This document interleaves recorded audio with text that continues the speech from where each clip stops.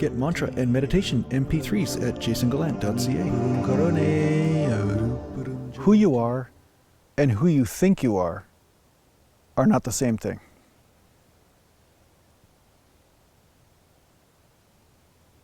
This is the basis of satsang, the questioning. The minute you start to question who you think you are, then who you truly are makes itself more obvious to you.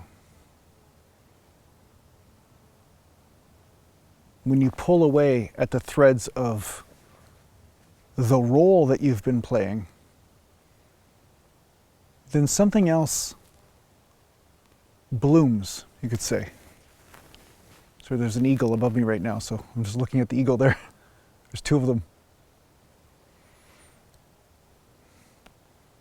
So very much in the eagle tradition, the experience of who you are is boundless. There's freedom, like an eagle riding the wind currents of life.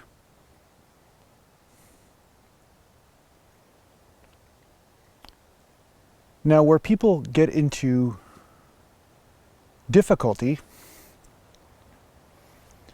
is when they want to hold on to who they think they are. But at the same time, they want the experience of who they think they are to change.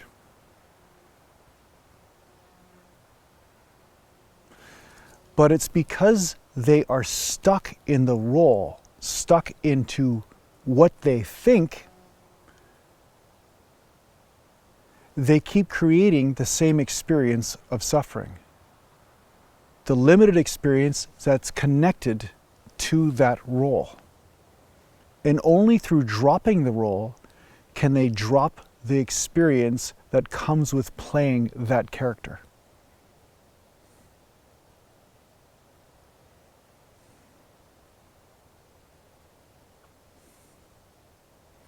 I recently met a woman, and she was a bit of a firebomb.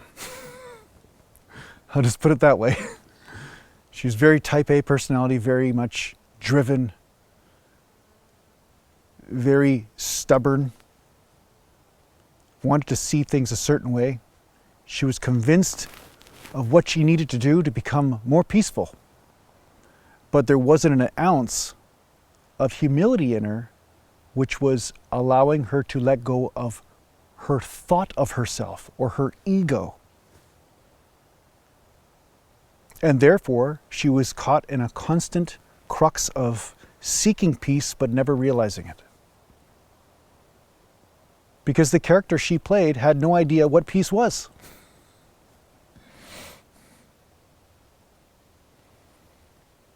So the ego is limitation.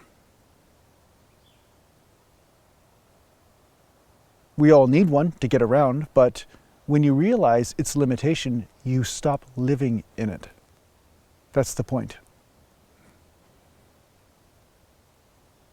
It becomes more malleable.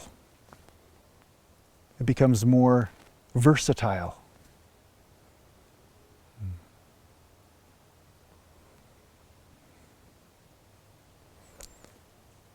This versatility allows the experience of life to continually evolve it. The ego becomes open to evolution. Characters in a book who don't evolve are a lot of times boring. You're like, how can this character be so stupid? That's the 12th time they made the same mistake. Right? So by allowing yourself to let go of the way the character is, the way your ego is for moments, through spiritual practice, through meditation, through self-reflection, you're allowing this character to evolve and allow in the divine intelligence. And that brings a very real experience with it, the experience of fulfillment.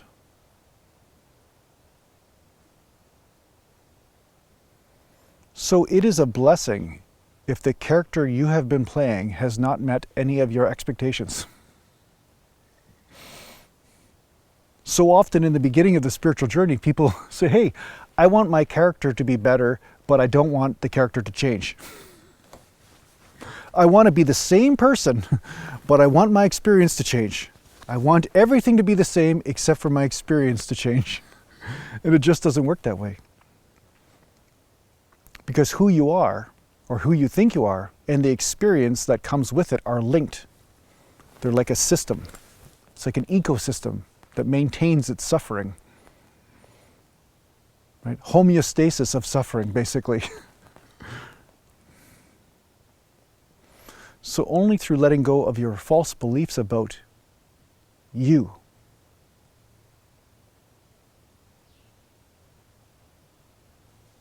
only through letting go of the idea that you are thought,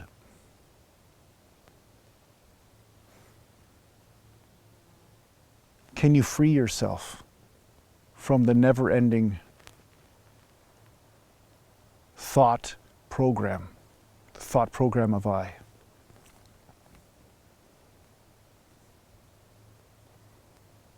When you're in deep sleep, there's no I. There's no, hey, here I am sleeping. You're free. Now, can you bring that to the awake state? That's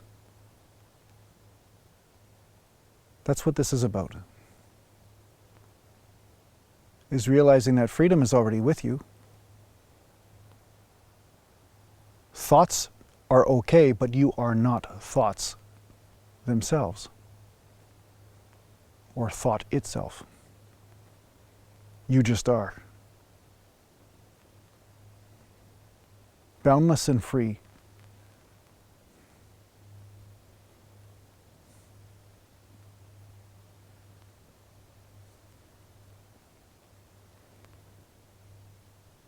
So play roles for purposes. You have to be a person, for instance, to take care of yourself and to do these things, but this is not where you experience fulfillment. Fulfillment in meditation has to do with allowing whatever is here to present itself, but not living in restriction based on thought or idealism. There's no fanaticism in meditation. There's no ideals, there just is. And this is what you're resetting back into with your spiritual practice.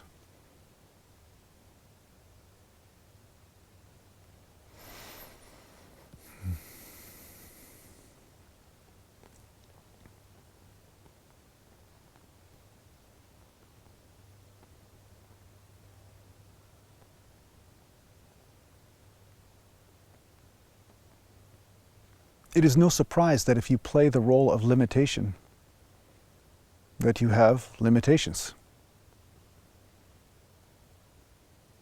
That you feel imprisoned, powerless. But when you relinquish that role, another experience explodes within in its own timing.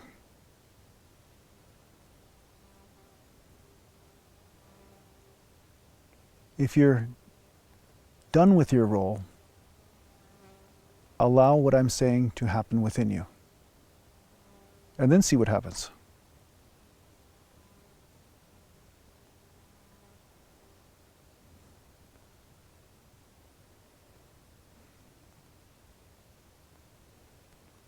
So I hope this helps you on your spiritual journey. Take care for now.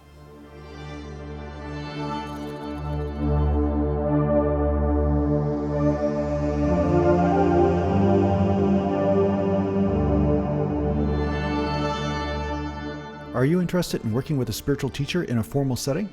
Well, perhaps the Wisdom Life School is for you. If you're interested in checking out what the Wisdom Life School is all about, just go to aratima.com.